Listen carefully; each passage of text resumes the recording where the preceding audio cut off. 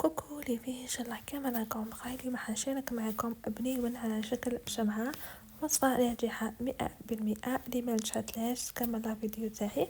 حنسحقو بسكويت مرحي، وحنسحقو ملعقة تاع زبدة، وايضا حنسحقو مكسرات او كاوكاو واش متوفر عندك تقدري ديري، يعني مش كمية كبيرة، كمية نورمال بك معتبرة. وايضا حنسحقو حلوة الترك اللي حتزيدلو بنة، ونحطو ديك الزبدة اللي ذوبناها مع بعضهم. وايضا حنضيفو مغرفة كاكاو بني، ما نستخدموش الاسود، البني خير.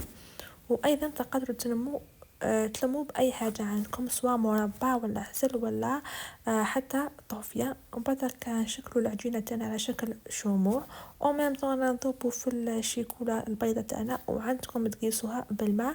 شيكولا البيضه لا تقص بالماء راهي تفسد.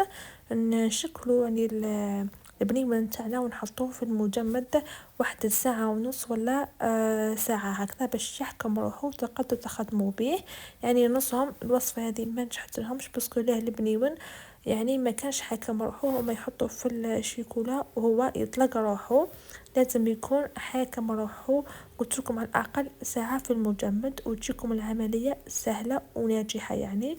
وايضا كاين اللي عندهم مشكل مع الشيكولا، بالك يقيسوها بالماء ولا ما يعرفوش يذوبوها.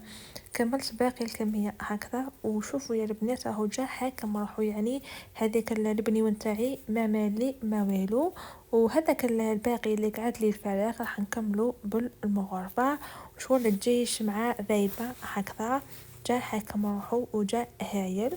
ومن بعد راح نحيو الكيردون وديروا واش تحبوا، كل وحدة واش متوفر عندها في البيت.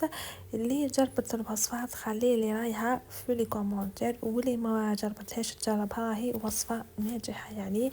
اي حاجة نديرها وتصلح لي نشاركها معكم، مستحيل ندير حاجة وني تصلح لي وما نشاركهاش معكم. هذه هي انا الشيكولا اللي درتها، وشوفوا يعني جات هايلة وروعة، سواء يعني من الشكل تاعها ولا من البنة. المهم حبوباتي، لأول مرة تشوف قناتي تفعل زر الاشتراك وتخلي لي كومنتير باهي وتبارطاجي لا فيديو مع حبيباتها وصحاباتها وصحة مولودكم. يعني ان شاء الله تكونوا جربتوا وصفاتي ويكونوا ناجحين. الى اللقاء في فيديو قادم حبوباتي.